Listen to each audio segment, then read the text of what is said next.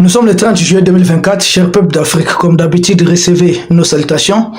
L'état-major du Mali a communiqué, ensuite les porte-paroles de la DIRPA, c'est la direction d'information des forces armées du Mali, est allé à la chaîne publique du Mali et a donné encore plus d'informations, plus de détails. Et je pense là, il s'agit de la version officielle du Mali et tout le monde devait être quitte à ce niveau, on devait se contenter de cela si réellement on est dans le combat panafricain. Nous avons été surpris de voir certaines chaînes qui se disent panafricaines défendre autres théories, des théories avancées par des terroristes, des théories avancées par des sponsors étatiques, des terroristes, des théories avancées par l'État auquel on a fait revendiquer de telles actions, de telles actions. Ils ont parlé du pays de Zelensky. Lui, il a quel moyen techniquement pour pouvoir mener des opérations ici? Lui qui se cherche même dans son pays là-bas. Donc ce n'est pas lui. Ce sont ses patrons qui ont attaqué les Mali. Et c'est un ensemble, c'est la coalition de toutes ces forces. Oui, et beaucoup de mercenaires à la solde, mais regardez comment sont les bases de l'OTAN dispersées un peu partout. Le chef d'Africom a quitté Alger 3 jours avant le début des opérations. Algérie, je pense que c'est pas bon. Ils sont allés trop loin cette fois-ci. L'état-major du Mali a communiqué, je pense qu'ils ont confirmé beaucoup d'informations qu'on avait déjà données. On vous avait dit, on fait un effort considérable pour avoir certaines informations. Ils ont confirmé effectivement que la patrouille est tombée dans une embuscade. On avait même les déchets, mais la tempête des sables a permis à ces gens-là de faire acheminer rapidement des renforts de beaucoup de pays. Or, dites-vous, comment ces gens-là peuvent arriver rapidement sur les champs de bataille? Par quel pays ont-ils transité? Et les combats ont lieu le long de la frontière avec l'Algérie. Si ce n'est pas cette frontière, quelle qu'en soit la frontière, si vous empruntez ça par voie terrestre, il n'y a pas de route bitumée. Au moins, si vous ne mettez pas du temps, c'est 4 jours ou 5 jours. Les combats tout autour, on dirait que sont 12 heures. Ces gens-là ont atterri. Les terroristes qui sont venus à renfort ont bénéficié d'un couloir aérien et ont atterri rapidement dans un pays. Oui, parce que c'est à ce niveau qu'il y avait des combats. La junte tébouinienne a permis à son aéroport, à certains de ces aéroports, d'être des couloirs, de recevoir des mercenaires. Et après, c'est des mercenaires jusqu'à chez Zelensky qui revendiquent ça. Mais non, détrompez-vous. Zelensky, c'est juste un homme aujourd'hui qui a leur solde, qu'ils peuvent manipuler, à qui ils peuvent faire dire tout ce qu'ils veulent. Mais concrètement, il a quel moyen technique pour être à mesure d'opérer jusqu'en Afrique? S'il avait de tels moyens, il allait d'abord faire libérer toutes les localités qu'il a perdues là-bas, que ce soit des localités comme Bakhmut, aller jusqu'à Mariupol, d'autres localités, à se dégager totalement au niveau de Kharkiv, libérer Lysychansk, Severodonetsk. Lui qui essaie de reculer, c'est lui qui a les moyens de venir se livrer bataille ici. Non, c'est pas lui. Ce sont ses sponsors, des gens qui sont derrière lui. Ce sont eux qui ont mené une telle opération. Les porte-parole de l'armée malienne a parlé bien sûr de cela, qu'ils ont bénéficié de plusieurs renforts. Et les renforts n'ont même pas suffi.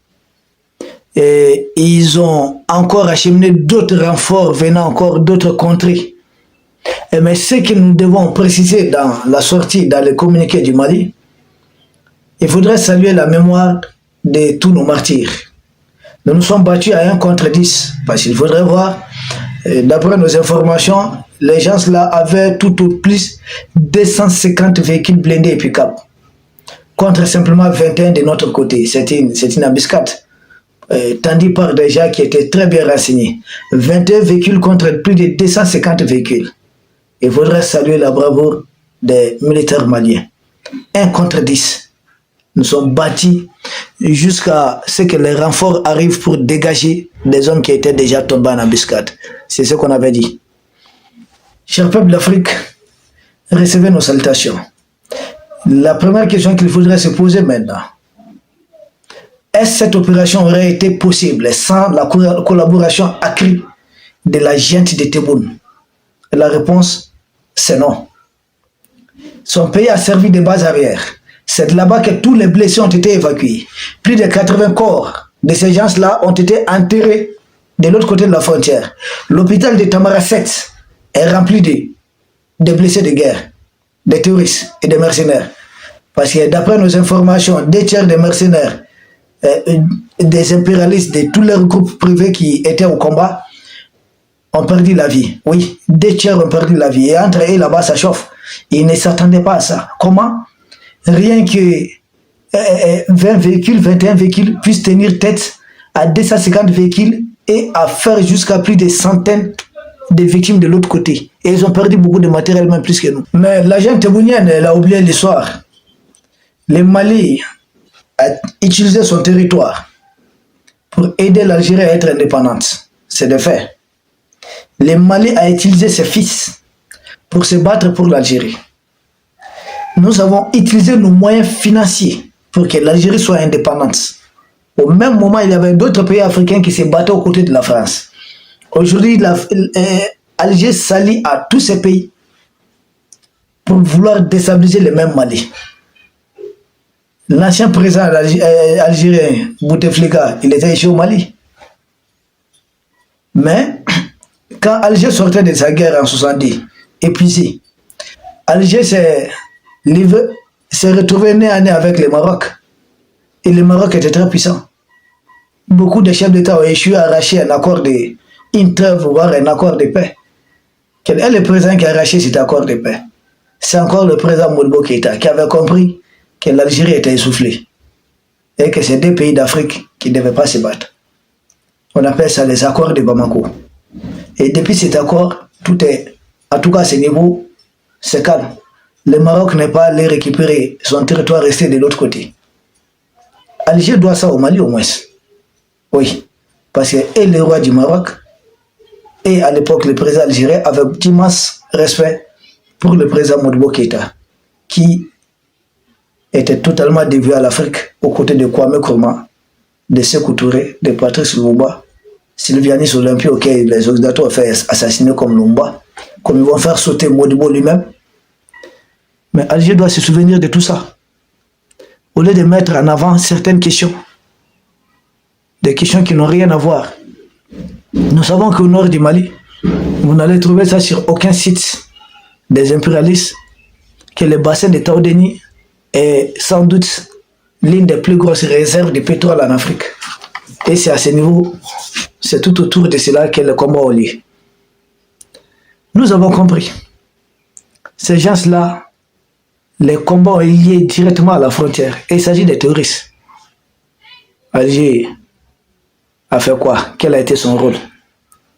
Tout le monde le sait, non? Les faits sont petits. Les microbes téboniens peuvent insulter. Et après, on va enlever tous vos commentaires. Ils peuvent insulter, ils peuvent tout dire. Mais ils ne peuvent pas démentir. Les combats ont lié à la frontière avec l'Algérie ou non, oui. Les combats n'ont pas eu lieu face à des groupuscules qu'on fait dire ouais, c'est des insurgés Touaregs. C'est pas vrai. L'actuel gouverneur de Kidal est un Touareg. Beaucoup de jeunes Touaregs sont tombés aux côtés des forces armées du Mali. Cette histoire, cette instrumentalisation de la question Touareg là, ça ne va pas passer. Ils n'ont qu'une minorité de Touaregs, c'est-à-dire les Bilal Ak-Sherif, les Al-Gabas, qu'ils amènent avec eux à Alger. Nous savons ce qui se passe. Ils ont essayé de vendre deux récits dans cette histoire. Et nous allons vous dire que ces deux récits sont totalement faux. Deux narratifs. Le premier narratif, c'est vous dire que non, les forces armées du Mali sont battues contre, je ne sais pas, la CEMA, CSP, et ils ont fui, et ils ne s'arrêtent même pas devant nous, et ils fuient. Nous sommes battus contre une coalition de l'État islamique au Grand Sahara, contre Jenim, contre une coalition de mercenaires occidentaux. Oui, c'est contre toute cette coalition que nous nous sommes battus. Mais ils vont vous faire, pour ridiculiser Yakono, c'est contre la CEMA, contre CSP, contre ça, contre les séparatistes, c'est pas vrai. C'est du mensonge. Nous sommes battus contre une coalition d'islamistes radicaux, des mercenaires radicaux, c'est-à-dire des colons radicaux. Nous sommes battus contre tout ça. Et nous n'étions que 21 véhicules, ils étaient plus de 250. Dites-vous à quel point, si l'Afrique africaine se décide, il est fort. Malgré tous les renseignements dont ils ont bénéficié, ils ont mordu la poussière. Ah, il y a eu beaucoup de peurs des deux côtés. Si ce n'était pas le cas, qu'est-ce qu'ils ont fait en 2012? Dès qu'ils ont pris une localité, ils sont déchaînés sur toutes les autres localités. Qu'est-ce qu'ils ont fait en 2014? Dès qu'ils ont récupéré Kidal, ils sont déchaînés sur Thessalie, Taguelog, Anéfis, toutes les autres localités, Ber et autres. Mais cette fois-ci, vous les avez vus même bouger d'un pouce, quitter la frontière algérienne. Ah non, c'est parce qu'ils n'ont pas terminé d'enterrer leurs combattants. Oui, des terroristes, beaucoup de terroristes. Et nous avons des informations que ça graisse les dents du côté des impérialistes. Dans quel cadre, comment l'opération a foiré, dans quelle mesure ils ont perdu autant d'hommes. Parce qu'ils se rassemblent à ce niveau pour préparer une descente.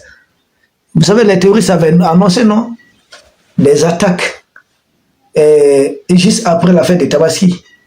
C'est ce que les mercenaires impérialistes et autres-là étaient en train de mettre en œuvre.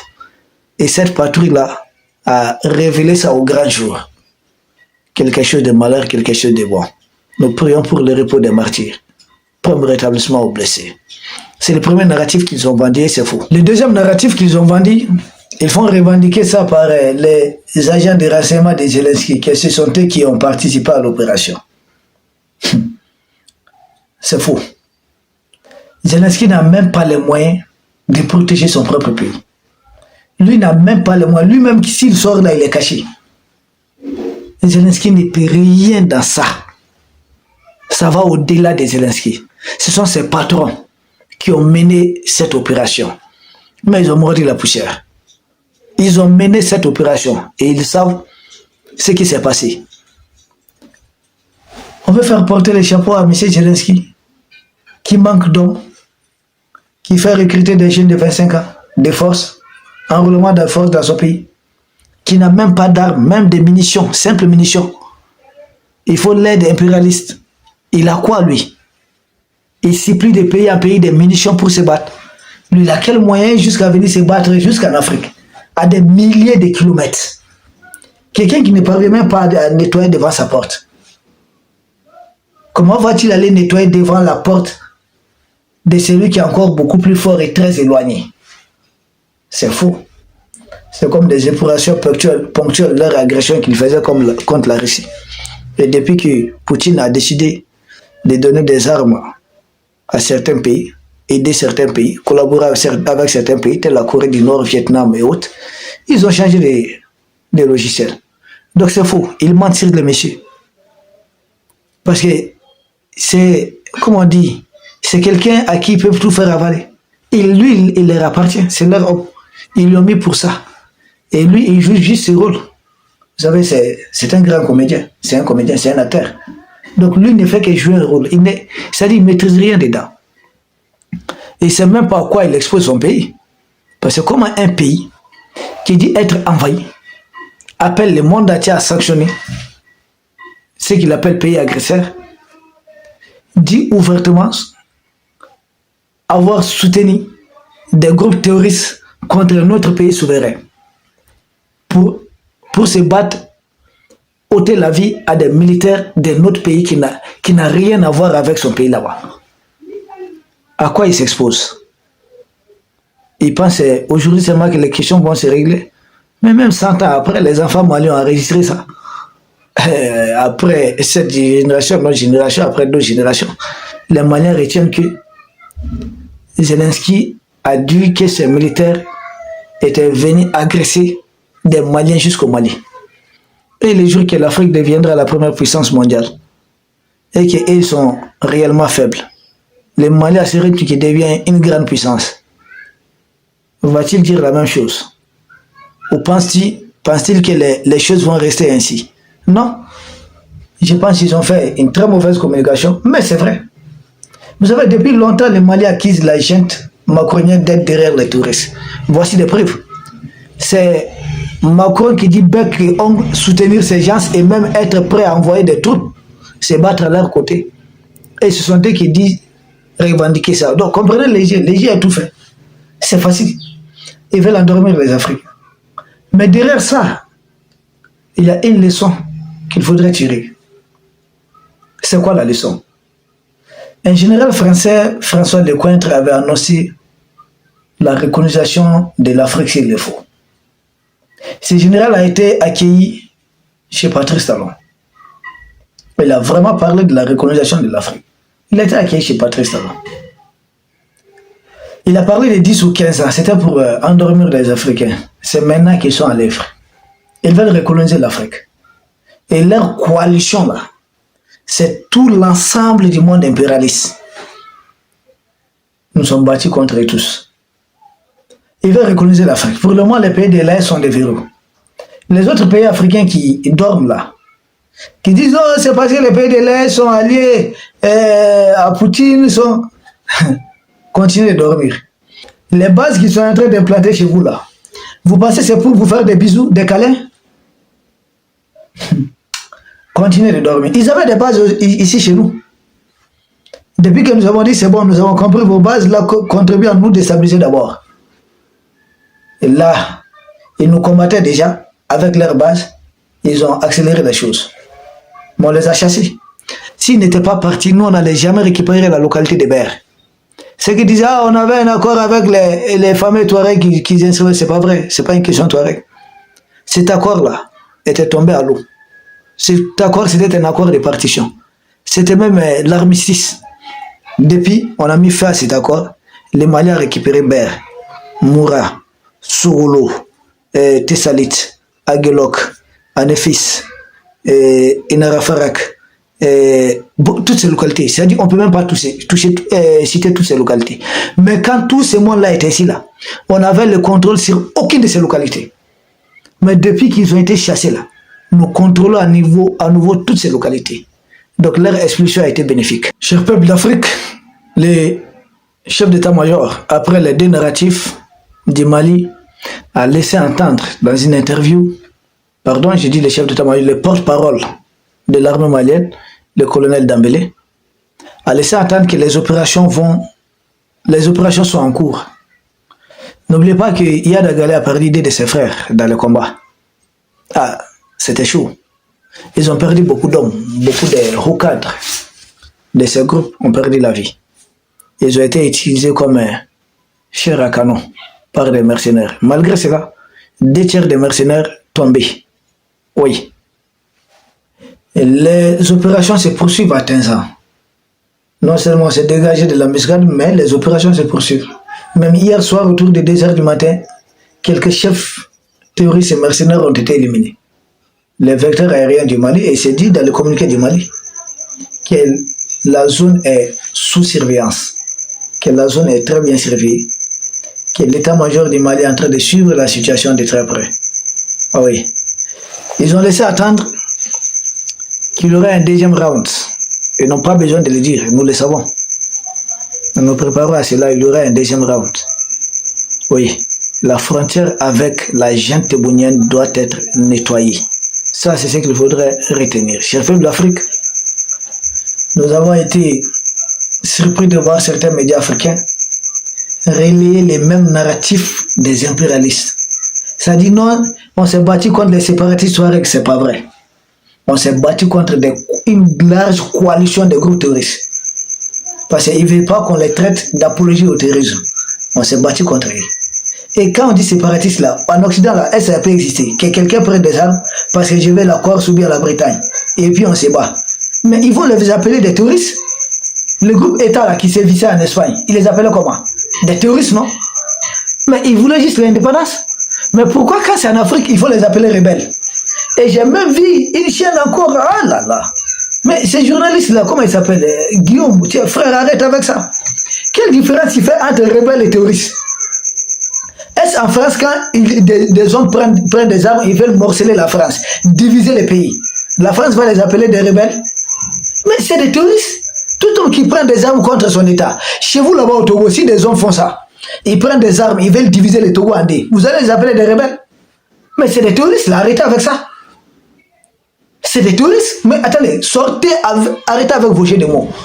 L'Occident va mettre là, vous avez été tellement à la Sorbonne, on vous met à la tête qu'il y a rebelles, qu'il faut distinguer des terroristes, qu'il faut distinguer des djihadistes, et puis vous dites Amen. Arrêtez avec ça. Il n'y a que des terroristes qui prennent des armes contre un État, c'est un terroriste. Mais c'est très simple. Les Occidentaux ne parlent jamais de rebelles. Si vous le faites, vous êtes traité de terroristes. Mais pourquoi quand ça se fait ici en Afrique, vous voulez distinguer, créer parce que c'est-à-dire les terroristes qui se battent pour les intérêts des impérialistes, lui, il doit être appelé rebelle ou séparatiste. Mais les terroristes qui se battent en faveur, en tout cas contre les intérêts des Occidentaux, lui, il doit être appelé terroriste. Vous êtes dans ça encore? Sortez, arrêtez avec ce jeu de mots. Et pendant ce temps, des gens comme Patrice Talon, nous prions pour le repos de toutes les victimes des terroristes, militaires ou civils, ne comprennent pas que les mêmes impérialistes ont orchestré l'attaque là-bas, tout comme l'attaque du Togo, pour les pousser à accepter davantage les max, c'est-à-dire beaucoup plus de bases impérialistes, et bien sûr essayer de démentir des accusations que les pays de l'Est ont portées, notamment le capitaine Ibrahim Traoré, qui dit que ces pays abritent des bases de déstabilisation. Il ne sait pas que c'est pour démentir ça simplement. Et vous jouez à ça. Pour vous, vous êtes à l'abri. Je vous assure, les projets dont ces gens-là ont, il n'y a pas un seul pays d'Afrique subsaharienne qui ne soit à l'abri. Mais pour le moment, vous pouvez continuer à jouer au bon façon. Allez-y. Nous nous battons pendant ce temps. Et je pense qu'ils n'ont plus là où s'accrocher ici, là où s'abriter. Ces gens-là vont les déporter ailleurs. Ça serait dans quel pays? En ce moment, vous allez appeler qui à l'aide? Il y a un ennemi qui fait face à l'Afrique. Au lieu de venir, on se bat contre cet ennemi, vous êtes là. Non, nous on est démocrates, nous on est comme ça, nous on est comme ça. Nous, on est en avance dans leur histoire de démocratie là plus que vous. Parce que moi, au Mali, il y a eu alternance de pouvoir entre deux présidents. Le président Sortal Foma Konaré, le président entre Amadou Toumani Touré. Ça n'a jamais été le cas chez Ouattara. Jamais. En Côte d'Ivoire, il y a eu alternance démocratique. Nous, on était en avance. Qu'est-ce qui nous a mis dans ça? C'est les questions des terroristes. Quand vous allez envoyer des terroristes, ils vous font élire des présidents qui n'ont aucun pouvoir sur l'armée. L'armée ne peut même pas, on ne peut même pas acheter des armes. Mais le peuple va se soulever. Si le peuple se soulève, le peuple prend le pouvoir. Quand le peuple prend le pouvoir, ils disent quoi? Qu'il faut encore faire la guerre à ces gens-là. Cher peuple d'Afrique, réveillons-nous. Ceci c'est un message de sensibilisation. Merci et à très bientôt. La lutte continue.